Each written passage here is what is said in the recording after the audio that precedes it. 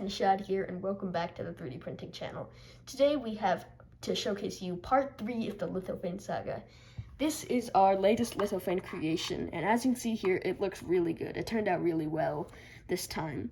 You can see we have the 2 Lithophanes right here, and the text for the person this is for. You can also see that it's a dual color with the black here and then the silver stripe going around.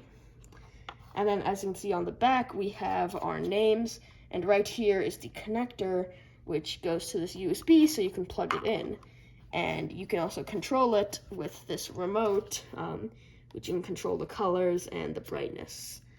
So let's get on to the design process. So to talk about the design, as you can see right here, the silver letters really contrast with the black background. And you might be thinking, oh, you printed this with a dual nozzle printer. However, we don't actually have a dual nozzle printer. The way we did this is, you can see this black part, and we were printing in black until right when it got to printing the letters, we switched it to a silver filament so that this part would be silver, this strip, and then the letters would also be silver, which really looks cool because the silver letters are bright and contrasting against that. Also, these Lithophanes, you can see right here, they are removable, and underneath there's a LED strip light which leads to this port right here, which you can plug into the USB. And you can see this ridge here, which the Lithophane fits into. This whole frame was designed in Tinkercad, and we printed it with Cura. But also, on the back here, you might be thinking, why are there 2 holes? You only need 1 for the LED strip light because there's only 1 port.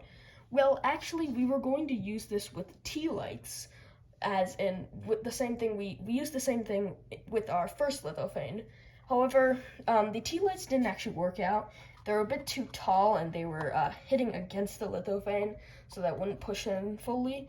So we used a strip light instead, and it worked great. So now let's move on to the printing process. So as we mentioned before, these Lithophanes are standard Lithophanes. We designed them on itslitho.com. So these are just the standard size rectangular Lithophanes.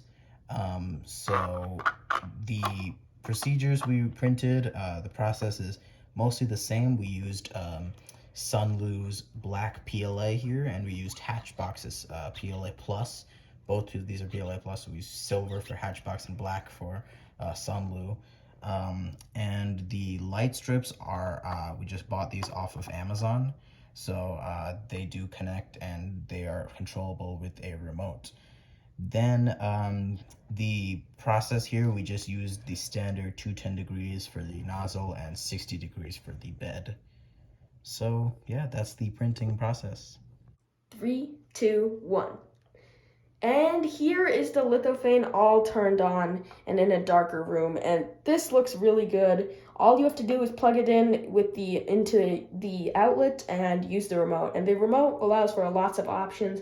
You can turn it off and on, you can change the different colors, you can flash different colors as well, and you can even lower the brightness and make it brighter. And this allows for lots of options. You can use this as a bedside lamp, or you could use this as a night light, and it looks really cool and provides some ambient light as well.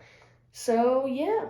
So thank you guys so much for watching. If you like the Lithophane Saga and these kinds of videos, make sure to leave a like, and if you have any questions, comments, or concerns, make sure to drop that down below in the comments section. But other than that, make sure to like, share, and subscribe, and we'll see you on the next one.